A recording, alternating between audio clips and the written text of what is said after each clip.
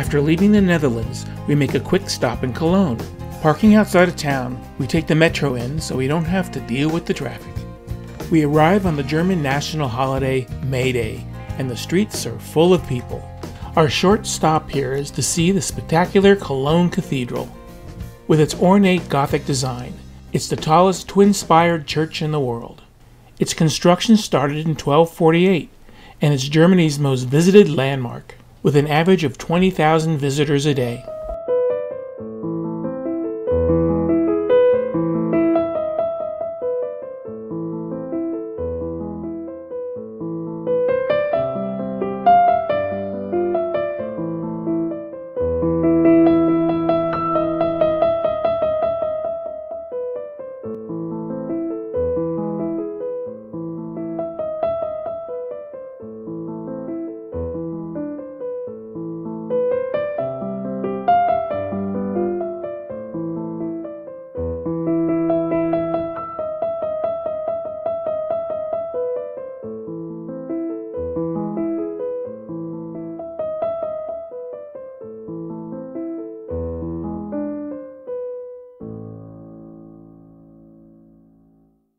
We're spending the night in a very small town called Bad Salzig.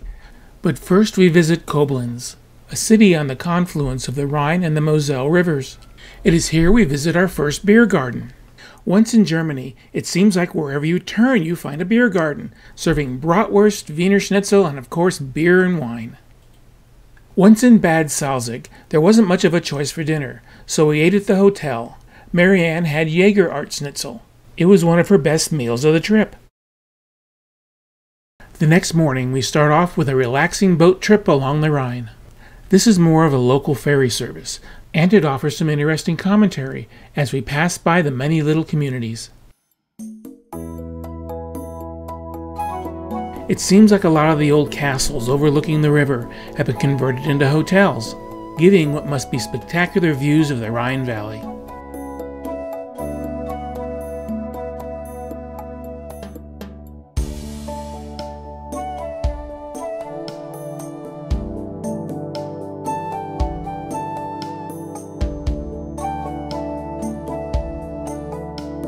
An interesting thing we see along the way is how they dressed up the train tunnels with medieval architecture.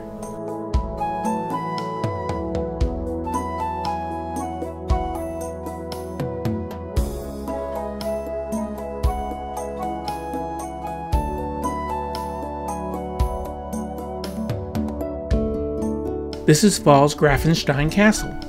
This castle functioned as a toll collecting station, and originally had chains crossing the river, forcing the ships to stop.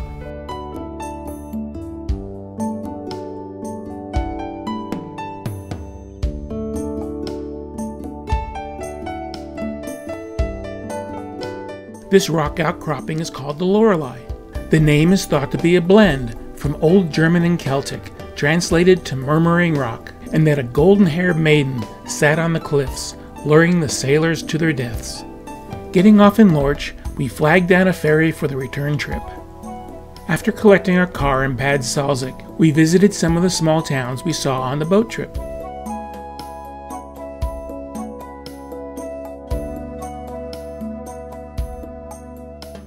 We eventually leave the Rhine Valley, passing through some magnificent mustard fields, on our way to a night stay in Wurzburg. The city is clean and modern, having to be rebuilt when 90% of the city was destroyed in just 17 minutes by British firebombing during World War II. After checking into our hotel, we visit Central Market Square to find some dinner.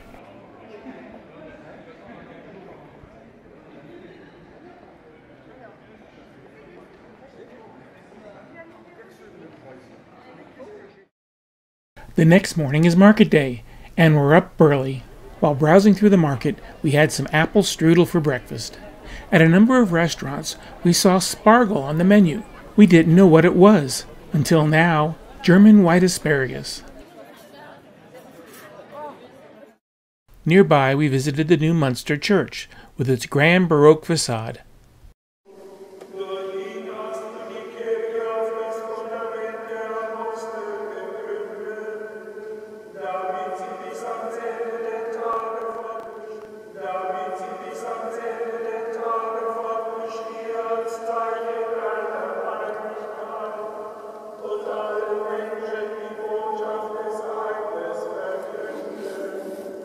The last church we visit is the Wurstburg Cathedral. It too was mostly destroyed in 1945, and most of it was rebuilt in the Romanesque revival style. But the surviving Baroque architecture on the east side was retained.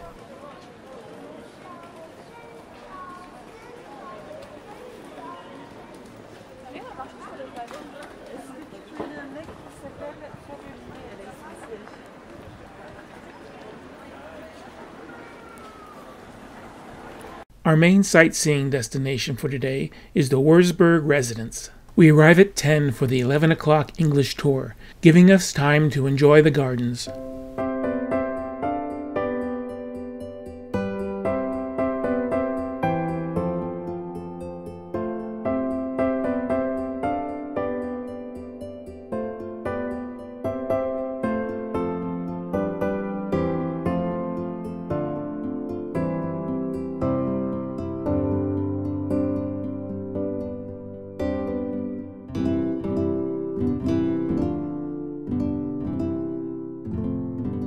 Most of this palace, like most of Wurzburg, was destroyed during World War II and has undergone 42 years of restoration. Photography wasn't permitted on the inside, so these are just some stock photos.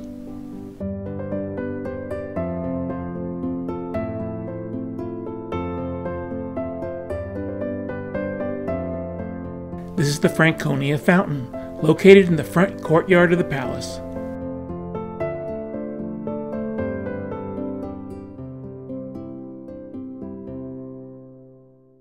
Before leaving town, we split a schnitzel sandwich before finding this very popular stand selling bratwurst sandwiches, so we had to try one of these as well.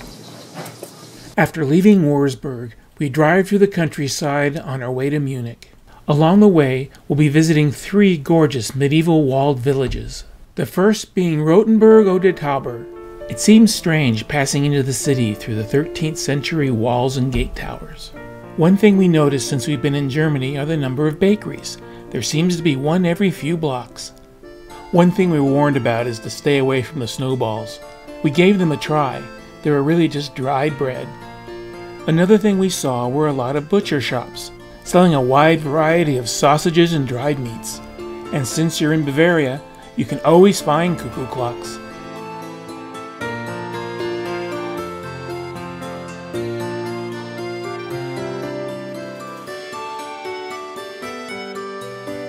This is the Town Hall Plaza. The Town Hall building consists of 2 parts. The front of the building in the newer Renaissance style, while the rear is the older Gothic. We're heading to the top of the tower, first heading up the spiral stone staircase, then crossing through the attic to the newer side of the building and up a steep wooden staircase to the tower.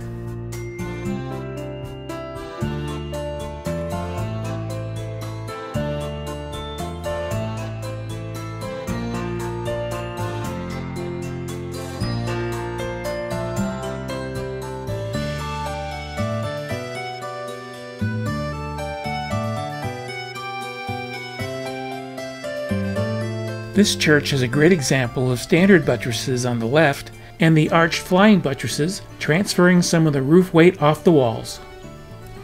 After getting a great view from the City Hall, we make our way to the covered stone walkways on the walls surrounding the city.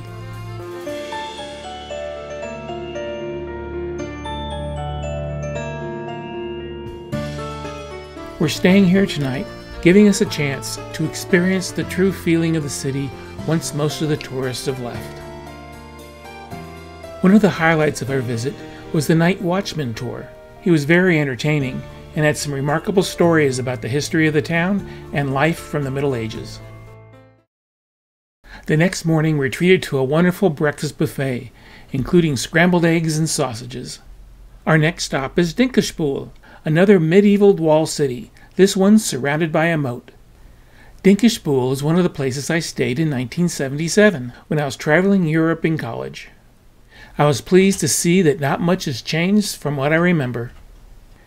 It's always nice to stop into the churches for a chance to rest your feet and take in the wonderful architecture.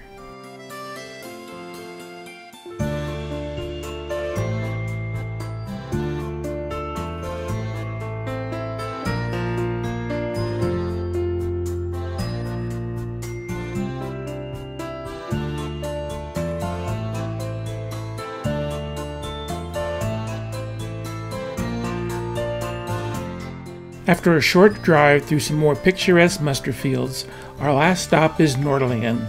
A unique feature of the town is that it's in a perfect circle, built in a meteor crater, and at its center is St. George Church with its 300-foot bell tower.